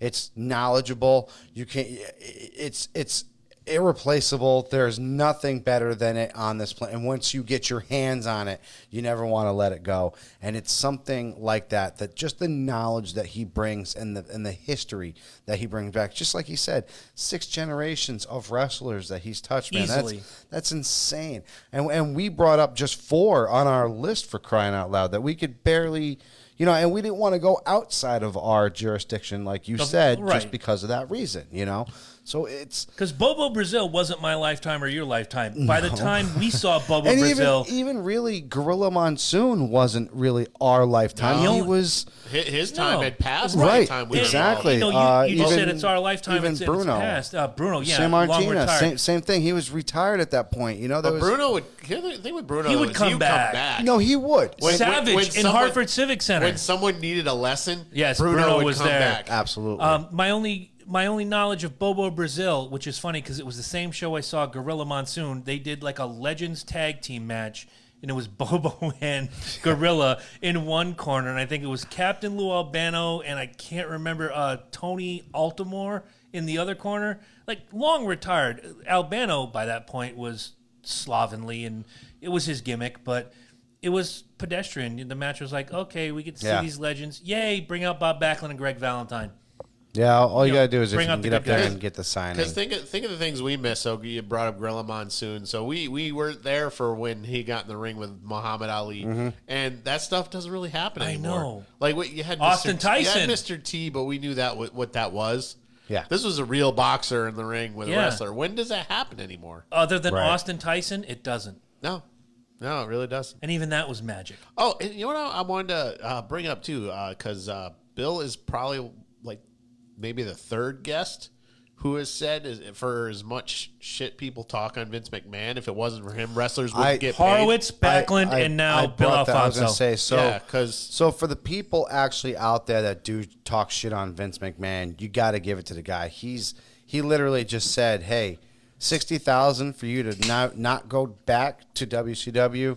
There's your fucking Here's a signing check. bonus. Yeah. And which is odd when I listen to that story because Vince has always been a guy that you read all these books and finish out your dates, do what you have to do on the way out, do the right thing, and we'll take care of you when you get here.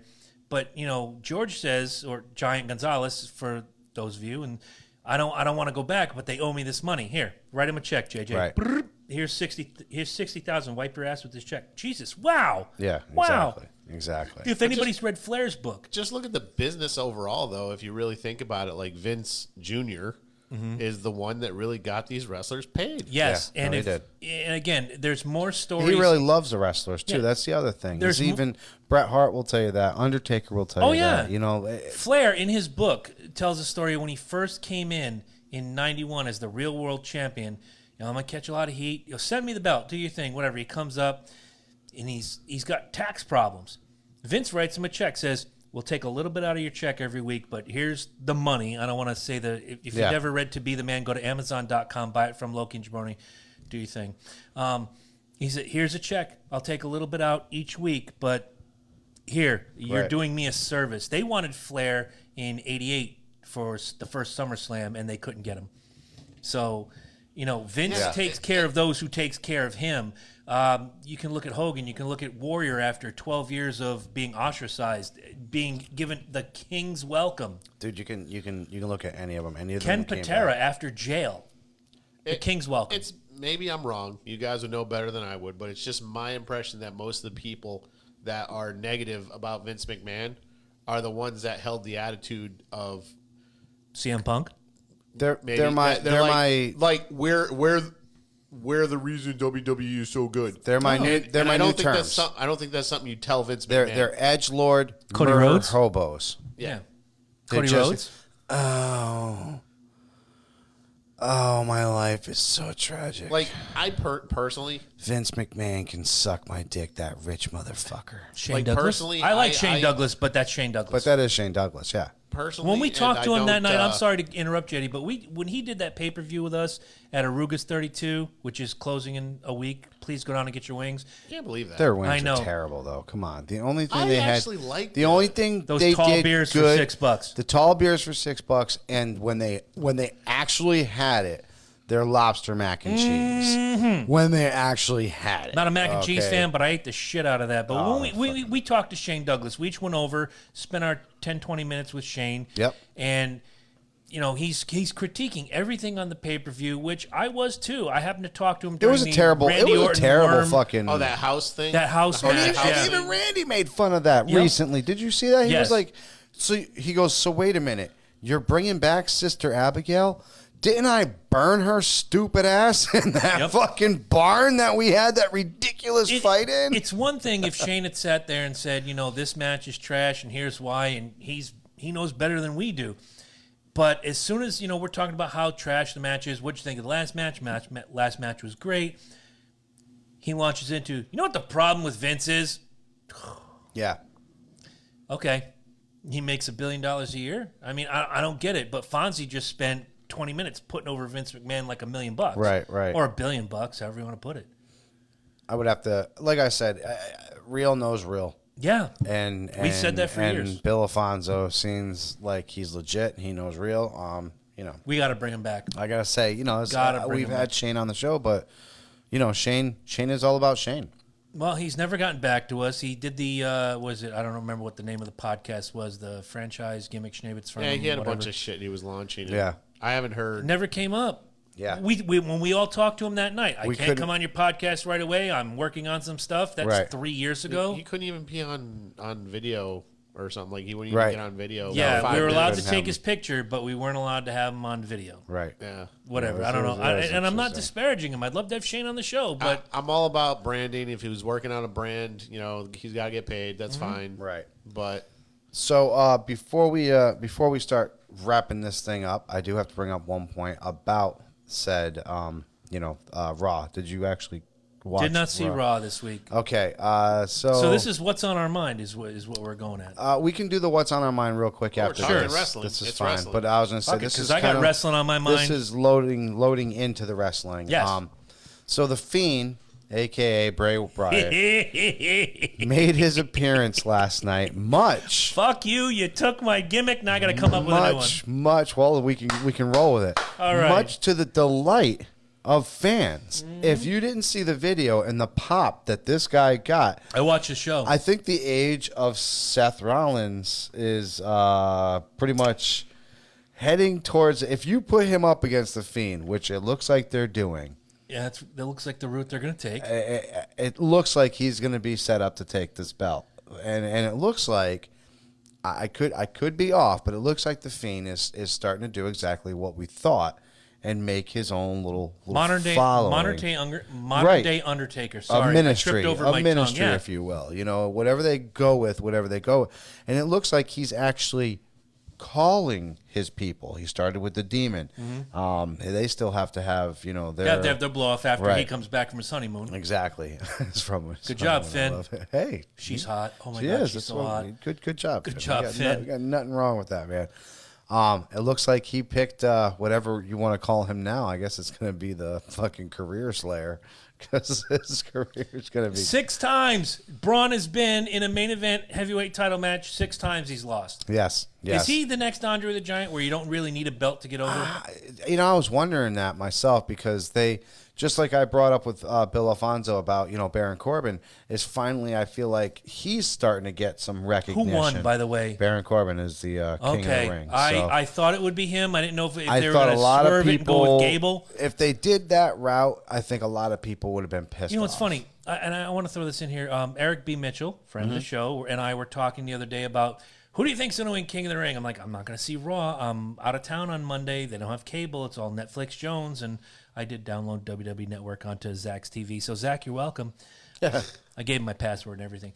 Shh, don't tell WWE. There'll be no talk of giving passwords out on the Loki and Jabroni show. Speaking of which, I got something to talk about with that, too. I said no, damn it. Yeah. I said if Gable won, you're taking this kid who everybody loves. He's always been this white meat babyface Jones.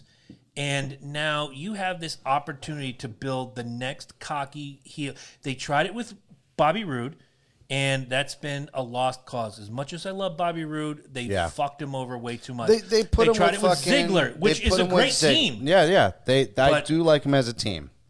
What was the name of the team I came up with? And Rude Dolph. That should be the name of the team. Rude Dolph. That I'll go with it. And at Christmas, they just put their gimmick on and whatever. But you have this opportunity to build the next slimy, nasty bullshit heel. Start out like Kurt Hennig when he won the AWA title. Apple pie and mom, and I'm going to give it 110%. Yep. And every week, he got shittier and shittier and shittier toward the fans. And before you knew it, everybody hated Kurt Hennig. And then he parlayed that into Mr. Perfect in the WWF. Chad Gable, not Cable. Yeah, Chad Gable could have been that guy. Yes, you're right. And speaking of slimy and just not doing any part of good whatsoever to Raw, did you see also the segment about the Ricochet being named the father of the baby reveal? Did you see this? I did, and I've also seen Rusev and all these other people named on Twitter. Dude, just why can't we give Mike Bennett, also known as Mike Kanellis, credit for impregnating that beautiful woman? Why? This is like Vince Russo bullshit. Is this actually happening in the WWE? Or Yes. Or is this Glow season 3? No. This is same. That's exactly why we're saying same. Vince Russo bullshit, because this is one of those weird ass fucking things that they don't need to do, that they are doing, that they don't need to do. Okay, like it's out of control. Meanwhile, there's a competing network that's going to clean house. Not so fast, jackass, because next Wednesday, WWE NXT is debuting 2 weeks before AEW on the same night. We're going from the Monday Night Wars 20 years ago to the Wednesday Night Wars. Smart move. A smart move by Vince. I'm going to tell you this. As a subscriber to the WWE Network, which you can get at LokiandJabroni.com/wrestling, the first 45 days are free. You get the next pay-per-view for free if you go through our link. Somebody's got to pay the bills, Ed. Don't smirk. Somebody has to pay the bills. That web address no longer works. I told you that in the last show. Okay, well, go to the gimmick at just go to LokiandJabroni.com. Click support the show. Yes. Okay, Support anyway. the show. As a subscriber to the WWE Network, on Wednesday nights I'm recording the C&J Speedway review. I don't have a DVR, but I'm going to catch AEW when I'm done. Why? Because AEW's the new product. Does it mean I'm going to stop watching NXT, which I do watch usually on Monday on my day off? No. But once that Are you going to make fun of the stories? Yep. Not on NXT. Oh, so good. So good. But is there a limit? Is there a limit that would actually make you stop watching? Yes, if it became Raw or SmackDown. Yeah, I was going to say, if it goes to that level. So oxy that you can't take it anymore. One of the things I like about NXT, one of the things I like about NXT, and furthermore, I am so in love with NXT UK. You can't even begin to describe. All those guys and girls should be over here right now, and you should send every Kevin Owens and every Sami Zayn. And they don't want to see any more fat Americans. Trust me. If you bring the NXT UK crowd over here, those wrestlers. Pete Do you know Dunne, why Kevin Tony Owens Storm, goes over so fucking much? Because he's fat like us. He's a pizza-eating, pie-hucking motherfucker. He's fat like us. I love him. People look at him and go, I can do that. I want to give him one little shout of respect because he's been doing the stunner. Kevin Owens has done for wrestling what Ron Jeremy did for porn. There you go. Yeah. I can do that. I could fucking do He that. wanted a new finish. He wanted the stunner. He didn't want to just do it. Stone Cold was at the show. He goes, "Hey, Steve, Kevin Owens, how are you? I'd love to use the stunner as my finish. I wanted your blessing." Well, goddamn, kid. And this is straight from Steve Austin's podcast. Yeah. Goddamn, kid. Why don't you go ahead and use it? Just don't call it the Stone Cold Stunner. It's just a stunner. Done. It's respect. We can't call it the Stone Cold Stunner. You know. They still call the sharpshooter, even though it's the I Scorpion think he's setting Deathlock. him up. Well, it can't be the Scorpion Deathlock either because that was Sting's. Speaking of Sting, that was, you know what? It's my new what's on my mind. The Saudi Prince wants another show out in Jeddah. Saw and that. The match he It's gonna be wants is Sting and Undertaker. I thought Sting was done. We're working He's on still this. a WWE He's a contract holder. Now, here's the thing. 3 years ago, I did that whole video about Seth Rollins, and I got to say, he's been doing good. He hasn't killed anybody lately. But Sting at 50-plus years old, Undertaker at 50-plus years old, is that really the main event you want? Well, they already got it in Goldberg and Undertaker. And That Goldberg was is 50-something and Undertaker's 50-something. I mean, it doesn't Those matter. are 12 minutes of my life I'll never get back. They could have the greatest wrestling in women. But By the way, guys, I'm texting with Fonzie right now. I figure that. Focus on the product, bro. I am. They, Bill they Alfonso could have is the a product great tonight. product out there in women's wrestling, but that is one thing that's never going to happen over there. It's never No, going to happen. You know what I'm because of saying? their laws and right, their exactly. beliefs and- But they're gonna get what they want, and guess what they want? Sting versus Undertaker. That's Why? what the Prince wants. Because that's what everybody wants, though. 10 And what years ago, what I'd did have bought everybody? it. Yeah, exactly. But now he's able to say something. So now he's going to come up with these ridiculous matches. He doesn't care about now. You can He turn wants around. what- You know can what turn he around is? and go, He's the Rock guy- and Cena, and people will be like, "Okay, it's been done before. Let's do it Yeah, again." all right, Who he's a cares? guy That's like fine. me. The Saudi Prince is a guy like me who sits back and goes, you know what would have been a great match, both in their prime? AJ Styles and Bob Backlund. Make it happen. Yeah. Well, you have in Bob your prime, Backlund at 65 years only old. way you can do AJ that- at 41. No, yeah. It's called WWE 2K, whatever year the fuck it is now. 2K20 So coming now up. it's It's gonna be 2K20. released next Right, month. Exactly. And it's got fucking which you can go to www. Roman Reigns and the I'm man still on playing 18. I'm still playing 16 for crying out loud. it. Fucking Roman Is it Reigns. 16? Is that the one we were playing? Yes, Oh, damn. I know. I can't get rid of it, man. I didn't like this going guy is now an backwards. 11-time U.S. champion. He's had 3 runs with the World Championship. Actually used his Money in the Bank, cashed in on me, and won my World Championship once. So, Paige is still my manager. That's all oh, I care. I don't have a manager. Wow, Paige is actually still a manager. That says how old that is. Paige still has a porn film out Well, there. you can somewhere. pick them, and I picked Paige. Yeah. I didn't even know who the fuck she was. I didn't know she'd done no blowjob tapes. Well, now you That know. just made me want to keep her. Yeah, exactly. Now you're like, What do maybe you- I can get some residual fallout here. You got any basement stuff to plug? Well, we just had our adventure. How'd boy. that go? Which- Everybody showed up on time from what I First game I ever played where I got most of the treasure and didn't have to kill anything. heard? Nice, Eddie. Nice. Funny. No, it was good times. It was fucking good times. They actually did defeat one of the big bad evils, which I actually had to the way the story was going. I didn't want this big bad evil to go so soon, but Sometimes you get sick of them. Well- Like, you never know when they die. It's because your heart is not really in it anymore. right. Well, not only that, like I said, I've been going the whole Jim route, which I renamed the character JYM Jim, and named after his. For those of you who don't know, Jim was playing D&D with us. Jim is no longer playing D&D with us. Aw. Because he pissed off the owner of the house. It's very simple. You don't, don't piss piss off off the the owner of the person house. who we play D&D at, you know? And then his whole thing is, and yes, Jim, if you're watching, which I doubt it, but if you are Same watching. Jim I'm thinking of? Yeah. I'm calling you out on the show. Hugger Jones. He goes, we can just play it elsewhere. No. No, you can So just play it anyways, elsewhere. I had to do something with his character. I just can't like make it disappear out of the world. So I made him the big bad evil now. So he replaced the old big bad evil, and these guys got a chance to actually take out the original Big That Bad is Evil sexy. I got to in tell a you, that's big sexy. old fucking battle, which was I got a picture of it, and it's going to go up there on Basement Quest. But we're getting mad love on our Instagram channel. Awesome. Instagram, Twitter. Yeah, that one post I had blew the fuck up, over 200 likes. It was insane. Nice. It was stupid. I just connect to the right believe people. It. Right? It really did. You know? It really did. Yeah. You know? Amazing what you could do with an Instagram and someone actually like did it. Yeah, exactly. Don't look at me. I'm Other than us, because we're busy, right. and take some time out from bullying people online and getting On banned Facebook. from Facebook. What are you trying to say? Do some promo on the Instagram. I do promos all the time.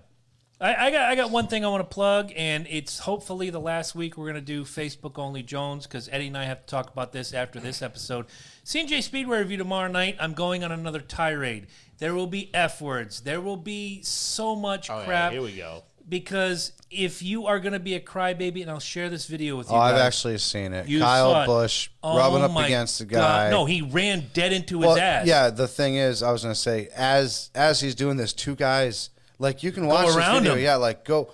Both of them are on top, though, if They I'm do not the wrong, right? One went to the top, one went to the bottom, okay, and okay. Kyle is holding the middle. His spotter is at fault here. But Kyle holds the middle and runs dead into the 52 of Garrett Smithley. Boom. Now Smithley, he was 2 laps down, doesn't have a chance. Now Kyle doesn't have a chance to win. Right. Kyle Busch blamed everybody but Kyle Busch. No, I saw that. He was a trying bitch. He was trying to act like what's his Marshawn face? Lynch. And Marshawn Lynch actually drove, He drove the the stock pace car car. the pace car that fucking day, which was really. He's like, I'm only here so I don't get fined. Yeah. And he was a punk Nope. bitch throughout the whole fucking interview. He was like a like a teenager throwing the attitude after they got caught doing something stupid. Yes. You know what I'm saying? Whatever. Yup. Oh, Yup. the end of the interview, I don't know if you watched the whole thing, but he turns his back and he looks at his PR guy and says, are these people going to ask the same dumbass fucking questions over and over again? Am I good? Am I good? Can I go? Away? Yeah. First of all, hashtag fuck Kyle Busch. We got to make that a shirt, because I would love to see every track in America with our T-shirt. I don't even hashtag watch fuck Kyle wrestling Busch. at all. Racing, as it were. And I mean, yeah, racing at all. I'm I sorry. was about to say, wrestling. when Yeah, this happened? right. Because wrestling's on my brain right now. Okay. I don't watch racing at all, and I just watched that fucking. And it was randomly. It was in the Twitter feed. It was like somebody wrote Kyle Busch waz like a millennial, and I was like, oh, I gotta see this. And I'm like watching this, and I'm like, dude, there's no reason why you need to be acting like this. Yeah, right the now. best quote came from Garrett Smithley himself. He says, let's trade cars for 1 week, and we'll see how you do. He tweeted, and he was like, 2 cars made it around me just fine. Yeah, how do you... Yeah, right? One of the NASCAR NBC guys said, it's up to the person facilitating the pass to move around the car you're trying to pass.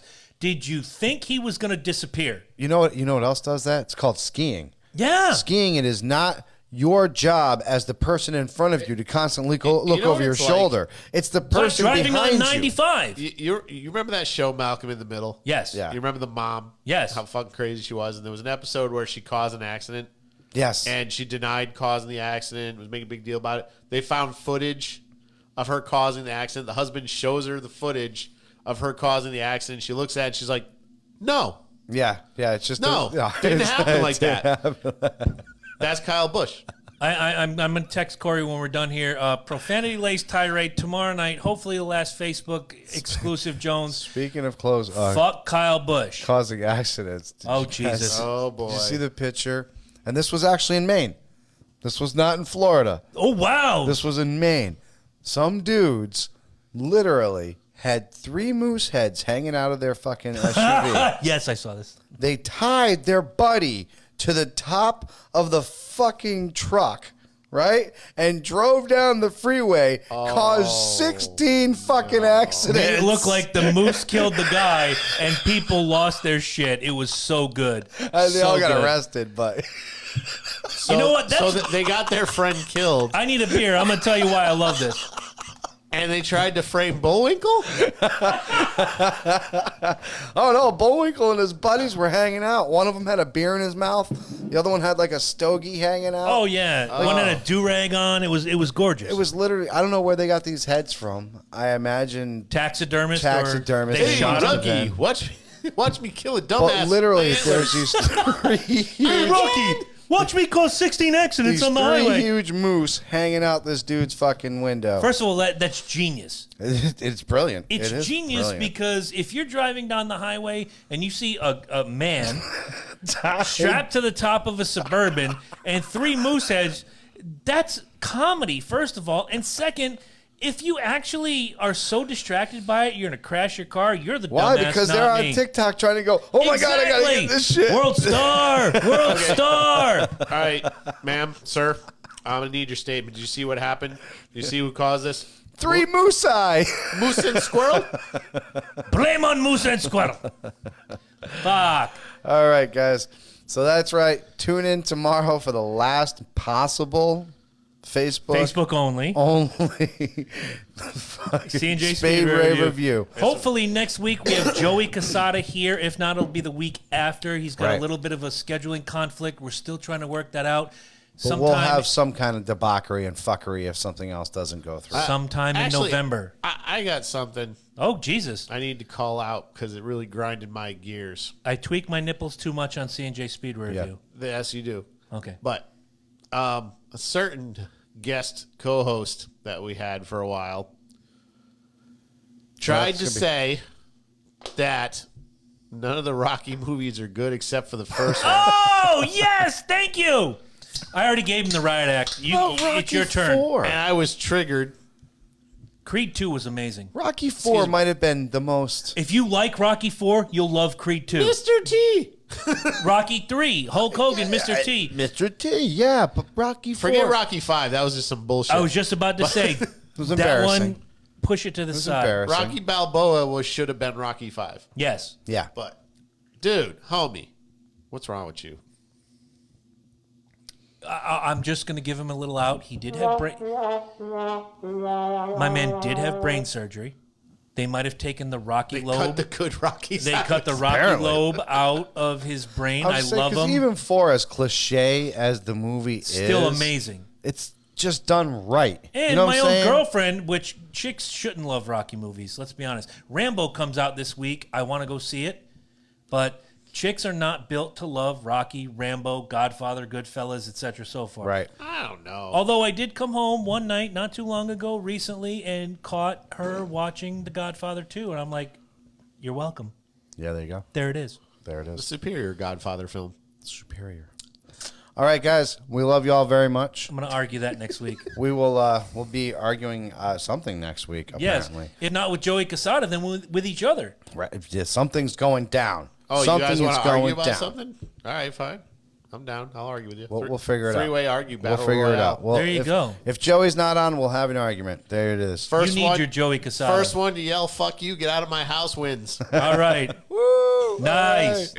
All right, guys. So we'll see you next Tuesday. And as always, make sure you go to that website and make sure you buy stuff. Hit that support us. It says support. And then boom, do it. Or you can buy tickets to your events or Which I'm shows. going to do in 2 weeks because On the Lynch and website. I are going to see King Diamond. Click event tickets. Yes. Okay. King Diamond is on there. Concerts, theater shows. You go to Broadway, it's all Football, there. you could have been in the Meadowlands last night There's when res- Odell Beckham wrestling Jr. tickets. Yes. caught are that on here. one-handed beauty catch. Nice. Yes, it's all there. It's everything's available for you guys. And thank you. All available. Thank you once again to Bill Alfonso. Yeah, great So interview. awesome. Great interview. And there's the Nickelback music. This means we have to leave. Ed's got to make pasta. You gotta Thank make you. pasta. Thank you so much, everybody. Tuna and mayonnaise and Ew, no. and stuff. Yeah. That's just disgusting. You know, when people sit there and they talk about pepperoni going and pineapple on pizza, let's not talk about the fucking people that still use mayonnaise for their French fries. Okay? And what about that ketchup on mac and cheese? That's nasty. that kind of God. audacity They're is going on. Yeah, people. There's more important things than pineapple Guys, if you on love pizza. us, don't do any of this shit. Thank you. Later.